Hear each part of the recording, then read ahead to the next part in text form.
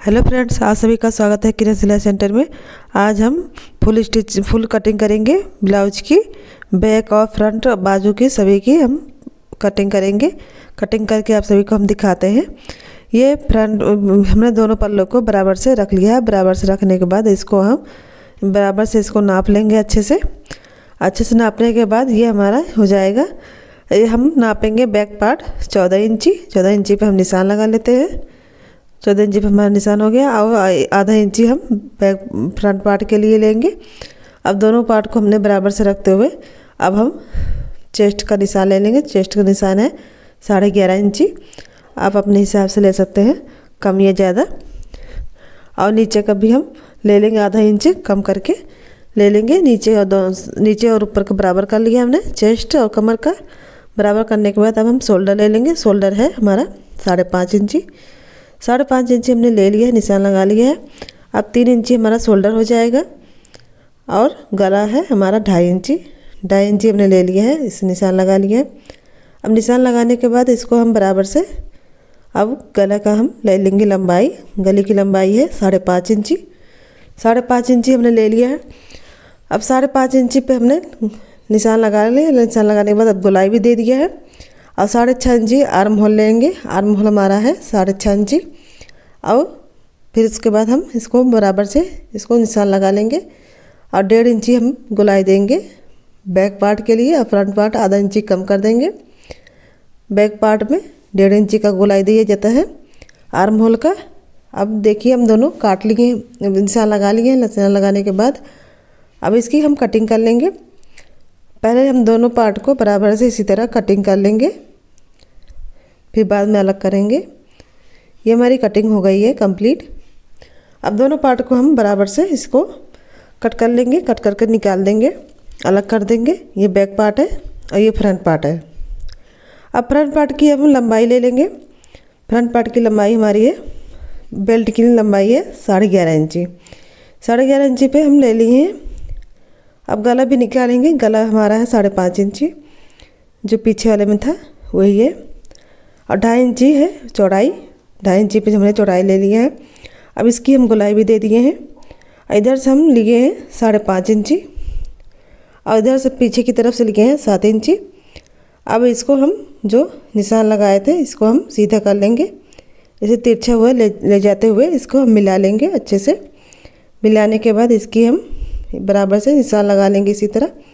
निशान लगाने के बाद अब इसकी हम कटिंग कर लेंगे।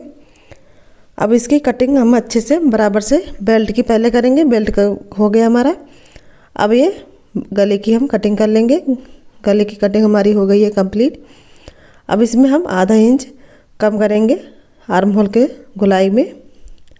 ये हमारा आर्म होल का गोलाई आधा इंच हम इसका कट कर लेंगे। बैक पार्ट से फ्रंट पार्ट का हमारा आधा इंच कम होता है, इसलिए हम इसमें कम कर दिए। ये हमारा फ्रंट पार्ट कट गया है, हमने काट लिया है फ्रंट पार्ट को। अब ये बैक पार्ट का हम ले लेंगे। इसकी हम गले की चौड़ाई लंबाई काटेंगे। ये हमारी कटिंग हो गई है। थोड़ा सा हम और एक्स्ट्रा लेंगे।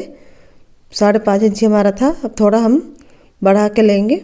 इतना हम बढ़ा लिए हैं। बढ़ाने के बाद अब अपने हिसाब से कम या ज़्यादा कर सकते हैं। ये हमारा इतना हो गया है, हमने इतना काट लिया है। इतनी लंबाई हमने एक्स्ट्रा ले लिया है। इसकी भी हमने कटिंग कर लिया है। ये हमारा बैक पार्ट कट चुका है, बराबर से हमने इसको काट लिया है। ये हमारा ये कंप्लीट हो गया है। अब इसको हम देखिए आधा बराबर कर लेंगे। बराबर करने के बाद अब इसकी हम लंबाई इसी तरह बेल्ट डाट की लंबाई हम निकालेंगे। ये हमारी डाट की लंबाई है 4.5 इंची। 4 इंची है, 4 इंची। 4 इंची हमने निशान लगा लिया है डाट का। दोनों तरफ इसी तरह हमारा ये डाट का निशान लग चुका है। इधर भी उधर भी दोनों तरफ हमने लगा लिया है। अब ये फ्रंट पार्ट का है। फ्रंट पार्ट को हम बराबर से इसे रख लेंगे। रखने के बाद इसकी लंबाई है 3.5 इंची। 3.5 इंची पे हम लगाएंगे और 2.5 इंची हम लिए हैं इसकी लंबाई। 2.5 इंची पे हम लगाएंगे और आधा इंच ये हमारा इधर उधर आधा इंच से कम हमारा ये लंबाई अरे कटेगा हमारा वो। अब 5 इंची हम इधर से ले लेते हैं नीचे की तरफ से और 2.5 इंची लंबाई हमारी है। 2.5 इंची हमने लंबाई ले लिया है। अब आधा इंच इधर से आधा इंच उधर से इसकी हम चौड़ाई लेके इसकी सिलाई करेंगे। अब आर्म होल की तरफ से इसी तरह हम आर्म होल की तरफ से ले लेंगे।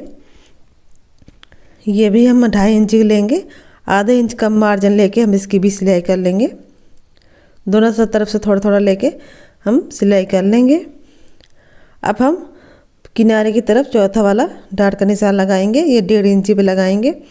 1.5 इंची हमारा है और 5.5 इंची 5 इंची है इसकी लंबाई। 5 इंची हमने लंबाई ले लिया है। अब लंबाई ये हमारी कंप्लीट हो गई है, निशान लगा लिया है। अब इधर से भी आधा इंच से कम, उधर से भी आधा इंच से कम, दोनों तरफ से हम लेके इसकी हम स्टिचिंग करेंगे, सिलाई कर लेंगे। इसी तरह जिस तरह निशान लगाया उसी तरह हमारा सिलाई भी हो जाएगा। ये है बाजू। बाजू हमने ले लिया है लंबाई इसकी 6 इंची।